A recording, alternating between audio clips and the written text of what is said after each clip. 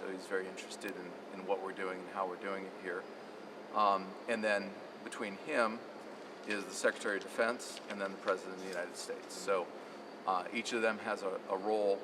One of General Kelly's biggest responsibilities is oversight, making sure we're doing it right, making sure that we have the resources we need. So, for example, as he testified before Congress, he identified some projects that would be needed one way or the other, whether we're here a month from now, a year from now. Some of the facilities are just degrading due to they weren't designed to be permanent, but as we've been here a number of years, they either need to be replaced with still more temporary facilities or to do a cost analysis to see within the foreseeable future what if we're going to do brick and mortar construction. So a perfect example of that is the place where our troops eat is called Seaside Galley, and that's it's a dining facility. It's got tables and a serving line and a cafeteria basically, but it's also where not only are the food for the troops prepared, but the food from the detainees, and you'll see that tomorrow. It's basically two separate working kitchens, and we don't have any redundancy with that. So if we're in hurricane areas, last year Hurricane Isaac missed us. Hurricane Sandy hit about 90 miles west of here, and we got winds in excess of 50 miles an hour. And had we been hit directly, we would have had to do some pretty creative things to make sure that the troops and the detainees got fed. And that's something that, if regardless of how long the mission continues, we have to be able to do that. That's kind of our core thing is food and shelter. So. For these resources, does Congress listen to you, and how do you reconcile, General Kelly, the president saying he wants to close it down and it's keeping going? So how do you reconcile these both points? Well, there's no doubt that the President of the United States is the Commander-in-Chief. We work for the President via the Secretary of Defense and General Kelly, and we are fully prepared to support the President's wishes to carry that out. But in the United States, we have three branches of government co-equal. So we've got the President, who is Commander-in-Chief of the Armed Forces. He's issued an executive order, as you know, of 2009. Congress, another equal branch consisting of the House and the Senate, has passed laws that put some restrictions on the transfer of detainees.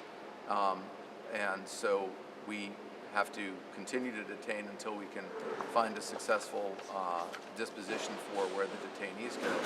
And then we're also guided by the judgments of the Supreme Court. So what is clear to all of us is that the President, Congress, and the Supreme Court expect that however long we do this mission, that we do it in a safe and humane manner, that we treat the detainees with dignity and respect, and that we do that in a manner consistent with our national goals of being a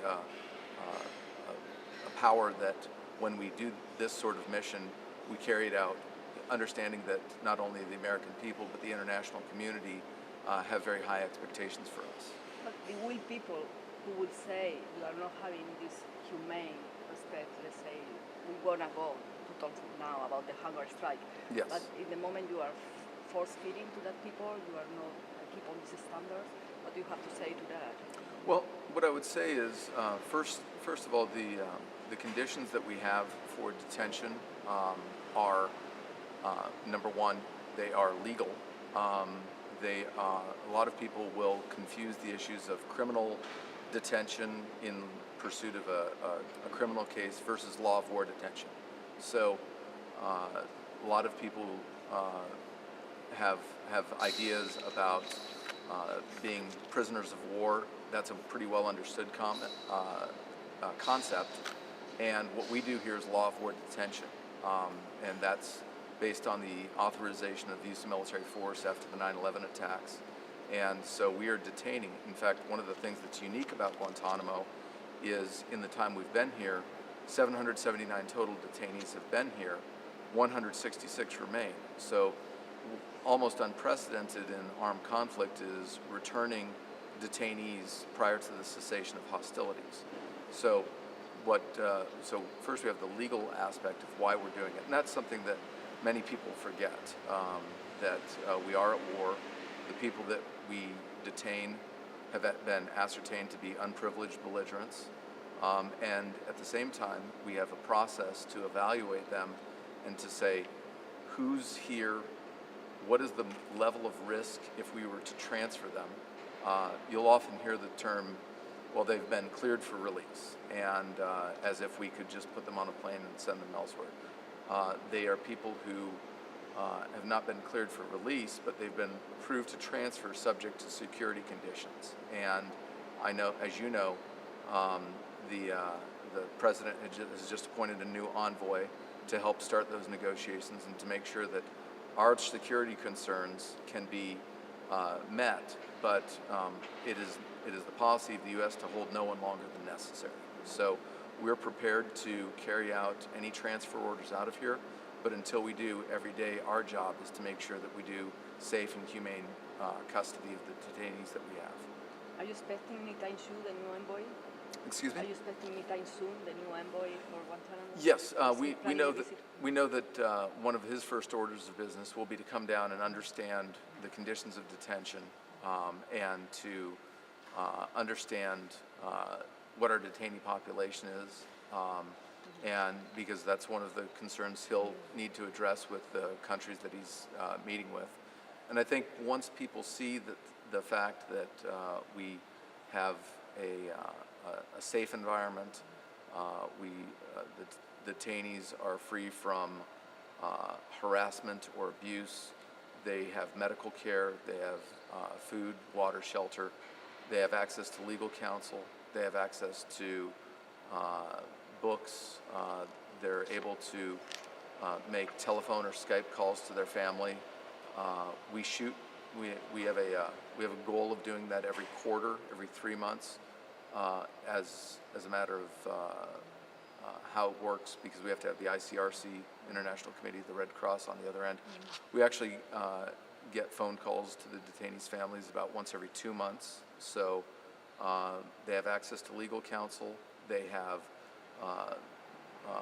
books, magazines, newspapers, and recorded media, DVDs, live television. So we try to make sure that the detainees have as humane a condition as we can provide for them. What we can't do is just let them go without the security conditions being met, and then we also have to protect the detainees from harm. We can't send them to a place where they would fear for their life.